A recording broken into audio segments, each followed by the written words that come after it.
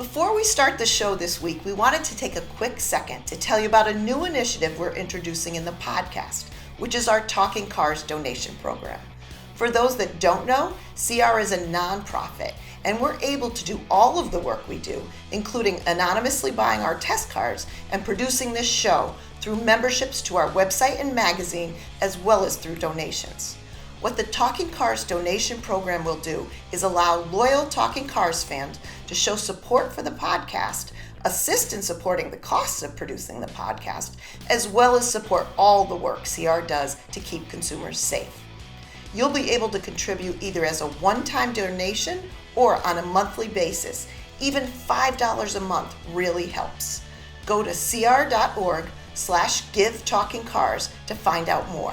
In any event, we'll keep delivering Talking Cars each and every week. Again, go to cr.org/give-talking-cars to find out more.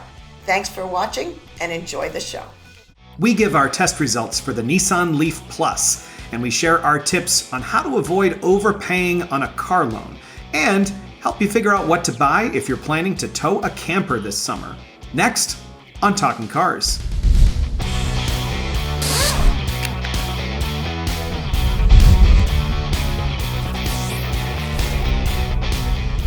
Hey, welcome back. I'm Keith Barry. I'm Gabe Schenhauer. And I'm Jennifer Stockberger. And Jen and Gabe, your houses look a little different this week. We're still doing a distanced version of the podcast, but we've had some storms in Connecticut. A lot of people are don't have power. I'm fine, but both both of you, Jen, where are you? Yeah, so I am today filming from our new tire and child seat building. You can see a lot of tires behind me. I have no power, no signals, so we are being socially distanced and that I'm in a different building, so that helps. But yes, this is not home this week. And Gabe, your background, it looks like you got the short end of the stick in terms of locations. Where are you right now? Location. No, I'm good. I'm in one of our conference rooms, and it's all private here. I'm not seeing a soul. No one even knows I'm here, so I'm good to go. So don't ever let anyone tell you we didn't move power lines and down trees in order to get this latest episode of Talking Cars to you a little more socially distanced than usual these days, but par for the course for 2020. So I'll tell you about how many tree branches I had to dodge on the way here. Oh my gosh. Well, I hope the cars are okay, at least. Anyhow, so speaking of 2020, we're going to start off with some car buying advice. So car transaction prices are up. Inventory is low for a lot of vehicles. More people are struggling financially. More people are buying cars for the first time. And for most people, buying a car means financing. But how much you pay depends on, for most of the time, on the rate on the loan when you finance the vehicle. And there's a great article this week that's up at consumerreports.org on how to get the best car loan rate, even if you don't have a great credit score. But Jen, I think the majority of the advice can be boiled down in a Smokey Robinson and the Miracle song. My mama told me I better shop around. Is that what you're referring to? I think so. Yeah, I think that is it. And absolutely that is the truth. Just like you'd shop around for the best price, you can absolutely shop around for the best rate. And often that is not the rate you're getting from your dealer. Check with your local bank, check with credit unions, see if that's the better way to go, and even get pre-approval. Know what they're willing to give you before you even walk into the dealer. So that's a very good thing. And you mentioned credit score, which was kind of the basis of this story. Credit score is not just a measure of your financial risk, so that it's used, the worse the score, the higher the rate you may pay, but it's attached to a lot of things, even like your insurance rates, for example. It's kind of used as your overall risk in some cases. So I have a great story. My stepdaughter was always a firm believer in you pay cash for everything. You save the money, then you go get the item, and then you just pay for it. She didn't have a lot of loans. She didn't have a lot of debt. Fast forward, she gets married, wants to get a mortgage. doesn't have any credit score at all. So it was very bad. I think they ended up in their first transaction on their house, putting it fully in her husband's name because she didn't have a score. So for younger people too, you have to establish that credit score. Get a credit card and pay it off each month. Get a small loan on something, pay it off each month. Start working on building that credit score because it does relate to so many things, not just loans. And once you get to the dealer, something beyond that is something that not a lot of people might know about. It's called a markup fee. And that's basically dealers that provide financing. If you're getting your financing through the dealer, that means you haven't gone to a bank or a credit union beforehand and come into the dealer with your financing already pre-approved. If you go in and just agree in a car and then you sit down and they say, all right, now let's talk financing. You don't want to do that because the dealer can add something called a markup. And that's basically where they mark up the interest rate, and that money goes directly back to the dealer's pocket. So if the loan rate that the dealer has from the bank is 6%, they could come back to you and say, great news, Ms. Stockberger. We've got you a rate of 8.25%. And that 2.25% is going back to the dealer. And this is also an issue in terms of discrimination as well. So there was a study a little while back from the National Fair Housing Alliance that had white and non-white testers shop for the same car at the same dealerships within 24 hours. And in most cases, even if the non-white applicant was more qualified, they were offered a more expensive car loan that cost them $2,600 more over the life of a loan. There was a rule put in place to prevent this type of discrimination. It was rescinded recently. And, this is something that all buyers should worry about, but especially, people of color who are buying a car. And one way you can avoid that is by getting your own financing and also asking the dealer to be very, very clear. Is there a markup on this loan? So you can make an apples to apples comparison. Let me touch upon a very common pitfall here. I mean, we keep hearing people focusing on the monthly payment. Just talking about the monthly payment is a very common mistake. You shouldn't do that. You should always start from the point of negotiating the price of the car as if you're buying it cash.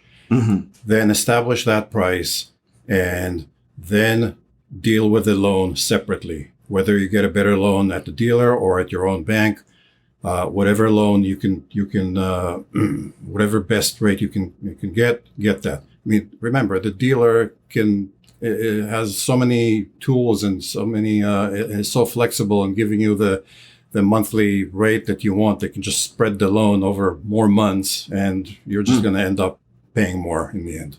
Yeah, and double check that math. I've had a few times where I've been at a dealer and that number, all of a sudden, it doesn't add up. And of course, every time it's been a simple mistake, we would never be trying to deceive you, sir. And I believe in whatever. People make mistakes doing math, but you can get a loan calculator app for your phone. Bring that when you go to the bank. Bring that, double check the paperwork on everything before you sign it. Say, hold on a second, I need to do the math. And if you do end up getting a terrible, if you do end up going to a dealer or if you're already in something with a higher rate, you can refinance, right, Jen? Absolutely. Yeah. So, you can shop around after the fact and get a new loan, pay off the higher interest loan rate and take the better rate. And no, too, something we just experienced, when we were purchasing our new truck is the advertised rates are going to be the best ones. They're going to be the people with the excellent credit scores. And the incentives and the rates are usually mutually exclusive. You can get $4,500 off and 0%. Well, that's not really true. You get $4,500 off or 0% in a lot of cases. Absolutely. So. Buyers should check every number, every little iota. Don't put yourself at the whim of anybody, whether intentionally or unintentionally, but come in equipped with all the knowledge and check every number, every little clause, and yeah. It's not just about the amount of money that dealers are making off a vehicle. A lot of the profit that dealers make is off the financing. So remember that. You think you're free and clear because you've negotiated a great price on the car because you followed Gabe Shenhar's advice, and then all of a sudden they come out with $200 a month, and you say, I can afford that. But you need to look at how many months, and you need to look at that rate and shop around. So good luck out there, especially if you're buying a vehicle. Lots of car buying advice at consumerreports.org. It's a big purchase. There are lots of opportunities for you to get parted from your money. So be prepared. So speaking of buying a new car, if you're in the market for an electric vehicle, which Gabe and Jen, you don't have anywhere to plug in right now at home. But electric cars, power outages, we have some test results from the Nissan Leaf Plus. Gabe, didn't the Leaf come out a few years ago? What's the Nissan Leaf Plus? What is this vehicle?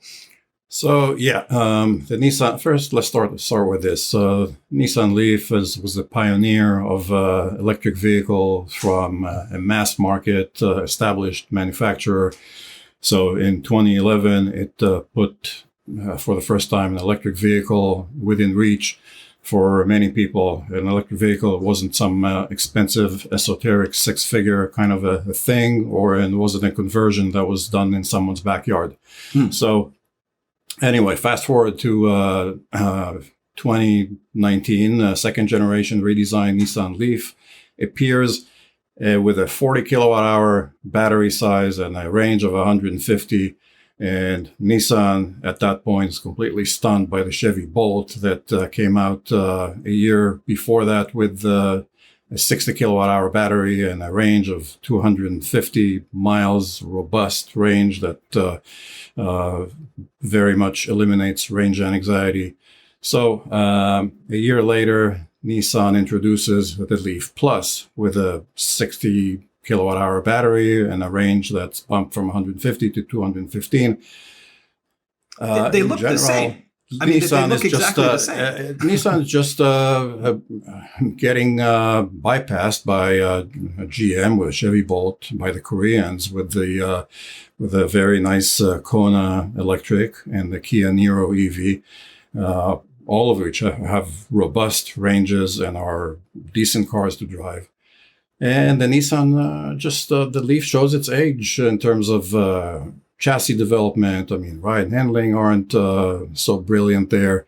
The car tends to be a little tender and a little not absorb all bumps very well. It's not particularly agile in the handling department. And I mean, of course, it takes long to charge. Also, a deal breaker for me is the driving position. The steering doesn't adjust for reach. It doesn't telescope. And that compromises the driving position for a lot of people. Now, Jen, I know you've spent a lot of time in this vehicle recently. Did you have it when your power went out? Did. So, it's funny you bring that up. I had it and I was thinking, if this was your only vehicle, our whole neighborhood right now is whirring with generators. Would you need a generator to not just supply your refrigerator, but your car at that point? And I don't even know how long it would take to charge, but I was very conscious of that having it. But I agree with everything Gabe said.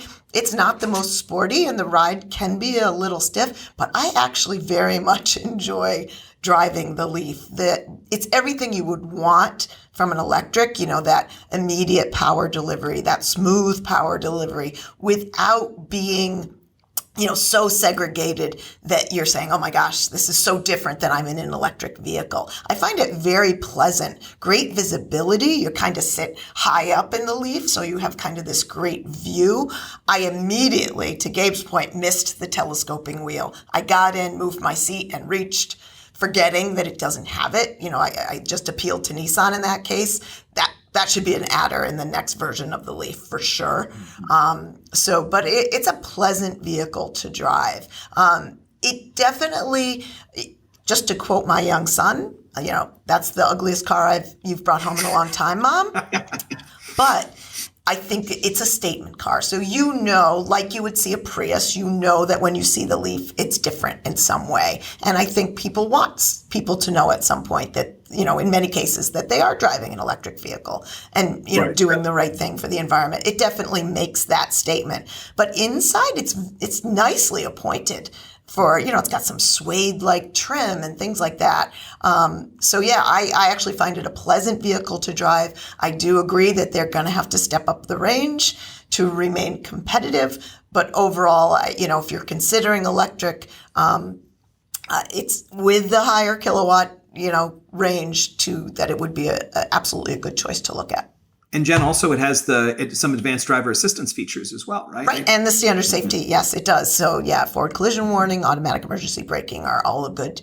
But truth, you talk about that. It has Nissan's Pro Pilot Assist. We often get talking about the ability to, adapt speed and steering. The Nissan Leaf has that, so it's actually can be a great convenience in traffic that you have the ability to just inch along and stay in your lane, kind of get rid of some fatigue for a little while. So it does have that Pro Pilot Assist as well. Now, the elephant in the room with every EV is Tesla. And of course, the similar capabilities to autopilot.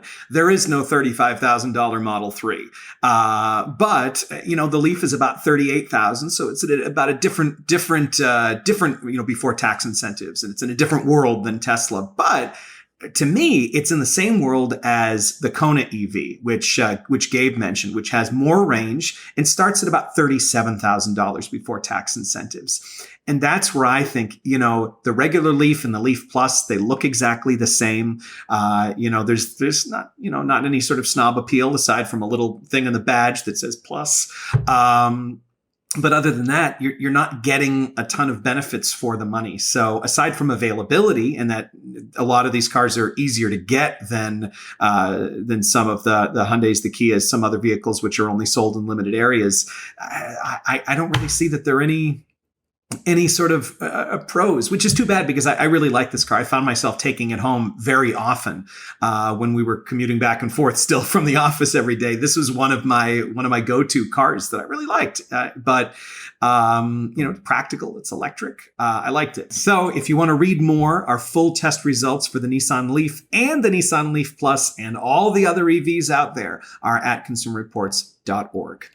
So we don't have any video questions this week, which means you just get to look at us if you're watching the video version of this. But if you do have a video question or any other question, send it to talkingcars@icloud.com and we'll do our best to answer it. So the first question is from Jason from Toronto, who says, I think this question is best suited for Gabe. There we go. That's why we chose it for this week. I was wondering how you determine which vehicle you purchase from a model lineup, because for those of you who don't know, Gabe Schenhar really kind of leads figuring out which vehicles we purchase here at CR, because we purchase our own vehicles to test. We don't borrow them. No one gives them to us. We buy them. And Gabe is sort of the force behind that. So you often mention you select the model that is most popular among consumers and not the fully loaded version most other buff books, the sort of car guy magazines, for lack of a better term, test. So how do you determine this? Is it your best guess, a manufacturer's prediction based on historical stats? Gabe, I would be remiss if I didn't throw that to you. We have multiple ways of determining the exact version that we want to test. Our goal is to test the most representative version, so we help most people. And so we get from the manufacturer, we get the expected trim line breakdown with take rates, specific take rates for each trim line. We also, right before we buy the car, we look at inventory out there. So let's say we see 827 cars in the country of a given model, and let's say 40% of them are LTs and other versions are other trims. So we know that the LT is the most popular trim. Now there are some, we also have another tool, and it's our survey. So our reliability annual survey shows us exactly what kind of cars our members own and what kind of trim lines. So if our members tend to buy more XLEs than LEs, then we'll tend to test XLEs. There are some exceptions. Let me bring the Subaru Legacy and Outback for example. So we tested the Legacy with the regular standard engine, and with the Outback, we chose to do the up-level turbo engine. And also, we looked a little bit about how our members buy the Outback, and we saw that quite a bit of them tend to buy the up-level engine. Not the majority, but a sizable minority, like about 40%. So that gave us the opportunity to test both, basically, to figure out what both Subaru's powertrains were. This way we can weigh in on both the regular engine and the up-level engine. And then occasionally we will also get in, Jen, we can sometimes rent a vehicle from a manufacturer to find out what the super duper version or the base version is, right? Right. And just to clarify that, while we won't do any formal testing, so you won't see things like braking distances or fuel economy on cars that we rent. And we say rent because we do pay manufacturers a fee for having them. We will get impressions, but no formal testing is done on those vehicles. And I think Gabe's summary of how we pick the cars does highlight we have great technical exchanges with the manufacturers. We talk back and forth all the time. That doesn't mean we are influenced by them or, in any way in what we select, but we certainly are talking about technology and sales and, that type of thing often with them. So it's not like we're detached. We definitely are, conversing and trading technical exchange with manufacturers all of the time. But unlike some other publications, those technical exchanges aren't taking place on a road trip of the Alps, paid for by the manufacturers. Right. And ultimately, as Gabe said, we are going out and buying our own car, but based on the some of the information they provide. Exactly. Yeah. So great answers for questions from Jason. Thanks for that question, Jason. Our next question is from NG. Can you please let me know if there's any concern about third row accessibility button in the following scenario? A child is sitting in the second row of an SUV. The person in the third row presses the third row accessibility button, which is supposed to roll and fold the second row seat forward. Will the child be hurt in that situation? Or is there a safety mechanism that does not allow it to happen? Or will it not fold far enough forward to cause bodily injury? Jen, can you intentionally or unintentionally close that second row from the third row if you're sitting there?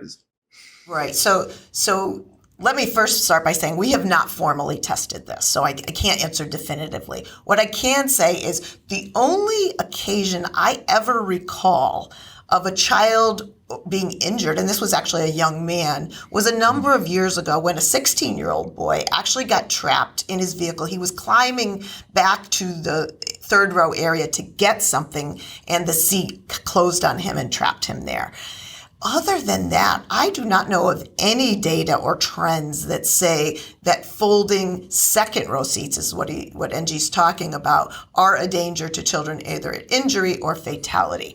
And keep in mind, they do it at very different levels. So you can have the one where the seat back folds and it kind of slides forward, which may be uncomfortable, probably not injury causing. And then you have some that, for lack of a better term, are fairly violent in flipping down the seat back and then tumbling forward. And those are probably more risk. But I don't know of any trends in that injury. I think it highlights another area where young kids, for sure, being in child restraints would just be another protection. The seat, even if it's a forceful seat, is not going to be able to overcome the seat shell of a child restraint. Another protection offered by a restraint.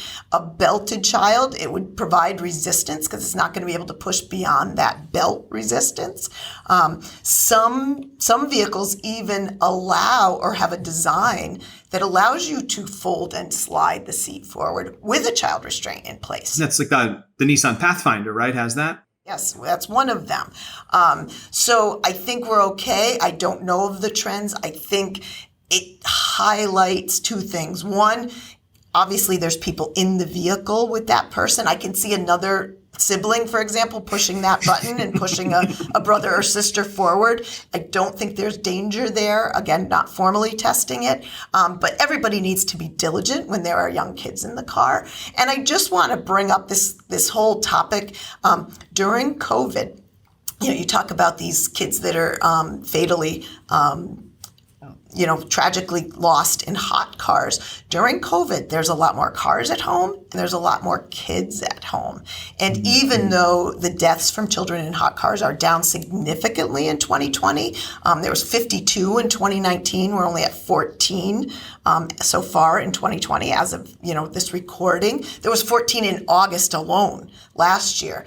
But what we are seeing as an uptick in the percentage of those are kids getting into the vehicles on their own. So the car's there, they're home, they're bored, just reinforcing for parents that are home and kids are home, lock your car if it's in your driveway, particularly kids of toddler age that can get in and can't get out. And if there's key fobs around or keys, make sure you keep them out of reach of little hands. So and another area that this kind of brought to mind as we were talking about this topic on Angie's question. That's a great question. Our last advice. Yeah, and very good advice too. Lock the car. Yeah. So the last question is from Christopher, and this is one of those fun questions where we all get to pick a car. And Christopher says, I'm in the market for a compact CUV or crossover, small SUV, and I plan to buy a small pop-up camper in the spring. Most vehicles in this category top out at towing 1,500 pounds. Many small campers weigh 1,600 to 2,100 pounds. I've looked at the Ford Escape, Chevy Equinox, and others, but was wondering what you would recommend as a good CUV, crossover, small SUV for towing 2,000 pounds or more that cost between $26,000 and $30K new or used. Gabe, what's your pick?